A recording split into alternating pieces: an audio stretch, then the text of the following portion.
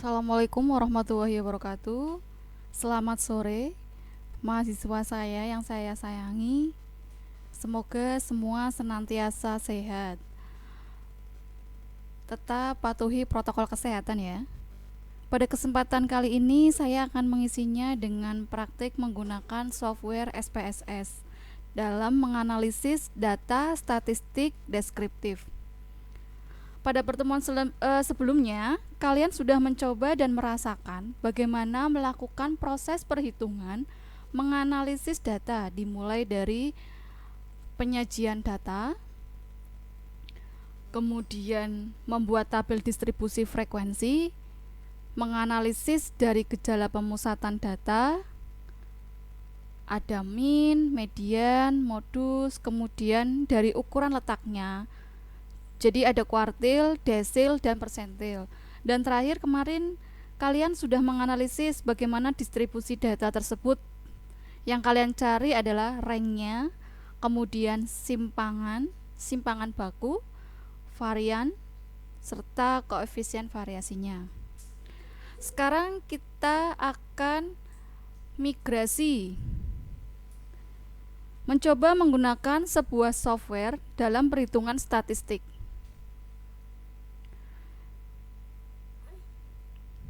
Saya menyarankan ketika Anda membuat skripsi sudah beralih ke software seperti ini. Ini ya. Kita akan ke statistik dulu. Ini diklik, kemudian nanti kita coba bandingkan hitungan SS ini dengan hasil kalian saat mengerjakan. Saya yakin ada perbedaan. Nanti coba kalian kritisi kenapa bisa terjadi perbedaan nilai. Oke. Di sini adalah SPSS versi 20. Kita mulai saja membuat slide yang berisi manual penggunaan SPSS. Saya sudah memberikan slide-nya. Nanti bisa kalian baca manual penggunaan software SPSS dalam menganalisis statistik deskriptif. Ini sudah saya buatkan contohnya seperti ini, dan outputnya serta cara membacanya. Dari slide 1 sampai slide akhir silakan kalian baca, dipahami, kemudian dipraktekkan. Saya akan mendemokan bagaimana mengoperasikan SPSS dalam menganalisis statistik deskriptif. Tadi kita sudah membuka tentang SPSS-nya. Langkah yang pertama adalah membuka softwarenya, tadi sudah, kemudian akan muncul tampilannya seperti ini. Ada dua jendela. Ini yang saya gerakan ini.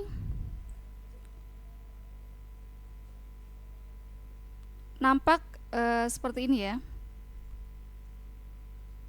Kita fokus ke input data dulu. Ciri-cirinya adalah Anda lihat ada dua sheet, yaitu data view dan variable view. Di sini ada banyak tool, bisa kalian lihat. Yang akan kita gunakan adalah yang ini, analyze. Kita kembali ke data view. Saya sudah punya data di Excel yang pernah kita buat, ada di LKM. Itu di sini kita buka filenya, kemudian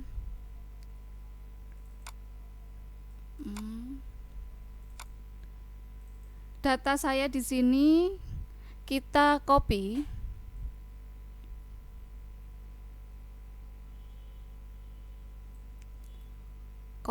Kemudian dipastekan ke data, klik kanan,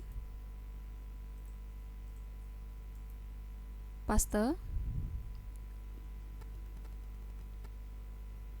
Oh iya, ini kan ada di belakang koma ada desimal. Kemudian kita bisa beralih ke variabel view. Di variabel view biar kita datanya enak dilihat, tidak ada angka di belakang koma, maka kita klik ke bagian variabel review. Di bagian desimal kita buat angkanya 0 saja ya. Kemudian kembali ke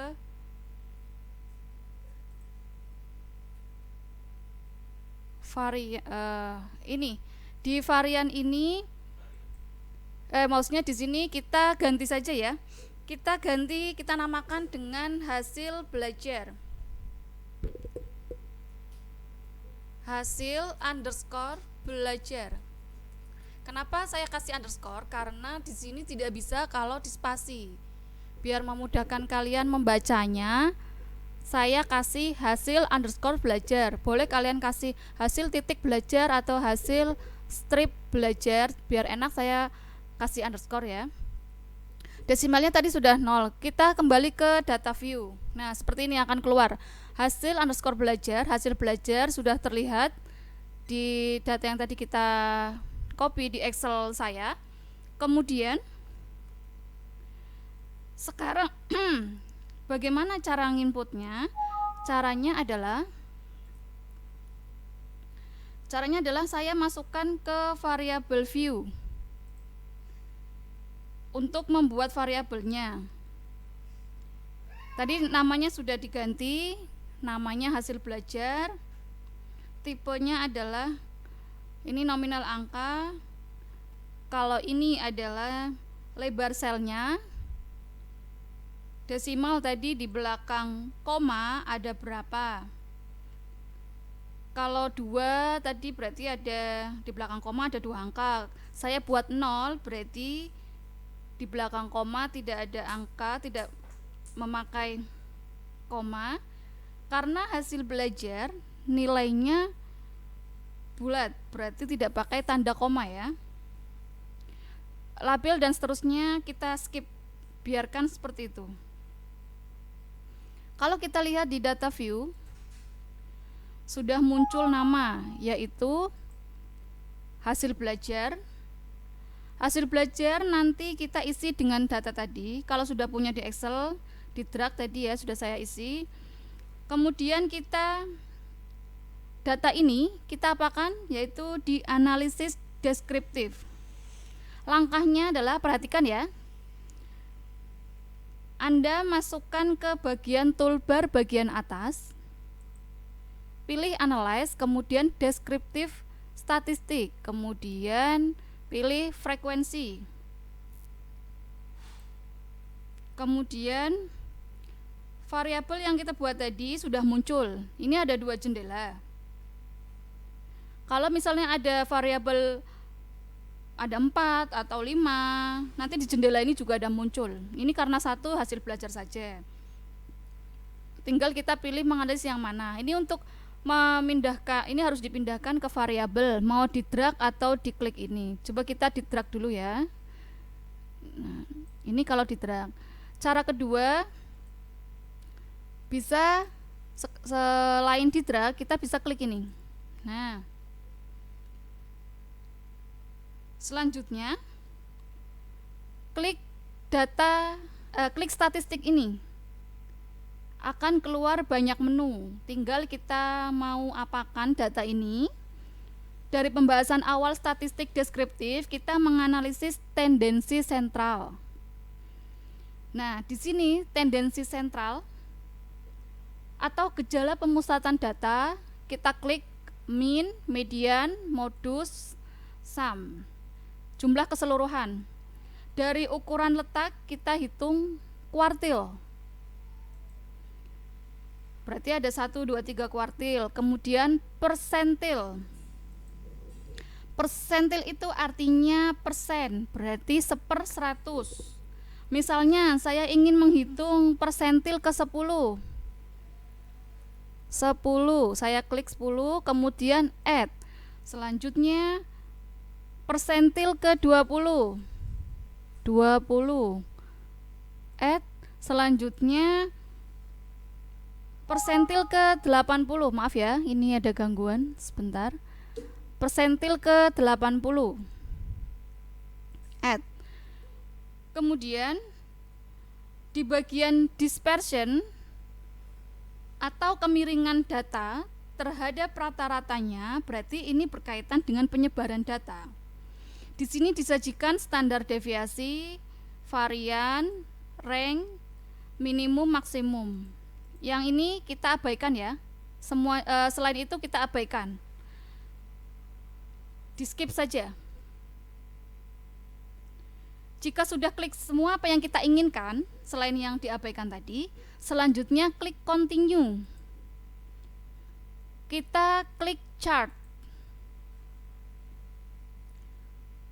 Kemudian akan muncul seperti ini.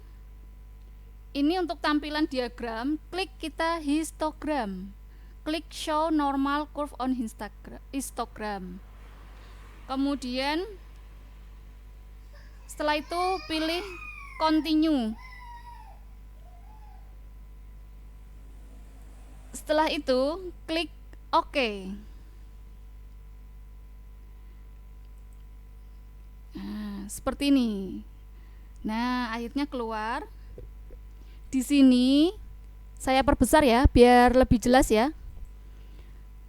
Ini hasilnya frekuensi. Ada tabel statistik. Di sini nampak bahwa N jumlah data adalah 65. Minnya 59,18. Mediannya 60, modusnya 50, standar deviasinya 17,59, variannya 309,403, ranknya 65, minimum datanya 25, maksimum datanya ada 90, jumlahnya 3847. Kemudian di sini tabel hasil belajar. Yang perlu Anda cermati adalah tabel distribusi, maaf ya ini ada gangguan.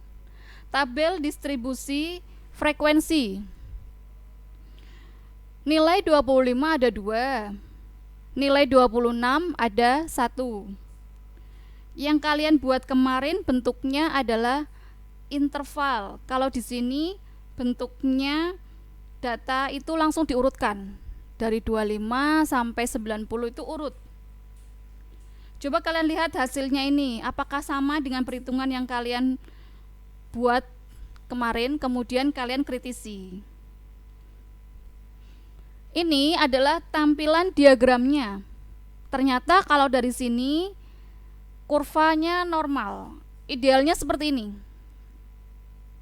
Data ini menunjukkan distribusi normal karena kebanyakan nilai ada di sini. Sebelum 60 dan sesudah 60. Maaf ya. Artinya yang kurang sedikit. Yang kurang maksudnya yang kurang dari 60, yang lebih dari 60 juga sedikit. Yang lebih.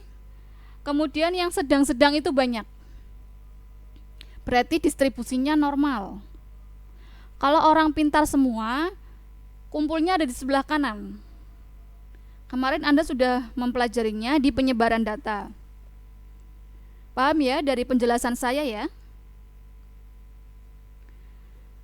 Kemudian bagaimana cara menyimpan outputnya? Jika ingin saya simpan, tinggal klik simpan, save. Kemudian mau masukkan di mana? Saya masukkan di sini. Kemudian di sini ya. Output save. Kita tutup karena sudah disimpan. Ini juga bisa disimpan, di save. Kemudian saya ditempatkan di yang tadi ya. Maaf, sebentar. Data 1, kemudian ini di sini ya. Di sini saya simpan, save.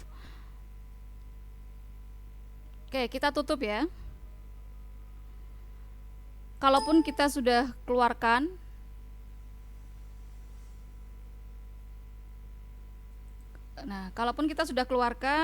kita bisa mengecek di folder statistik yang tadi. Yang ini adalah menampilkan data inputan. Yang ini outputan. Tadi ini input, ini output. Kemudian nanti Anda bisa belajar sendiri bagaimana cara mengoperasikan software ini. Setelah saya mengajarkan software ini, saya tidak lagi mengerjakan perhitungan manual. Saya langsung menggunakan SPSS ini. Setiap analisis data saya pakai SPSS, kemudian tidak memakai manual. Itu tadi penjelasan dari saya. Semoga informasi ini dapat diterima dengan baik. Kalau ada pertanyaan nanti kita bisa diskusikan bersama. Sekian dari saya. Wassalamualaikum warahmatullahi wabarakatuh.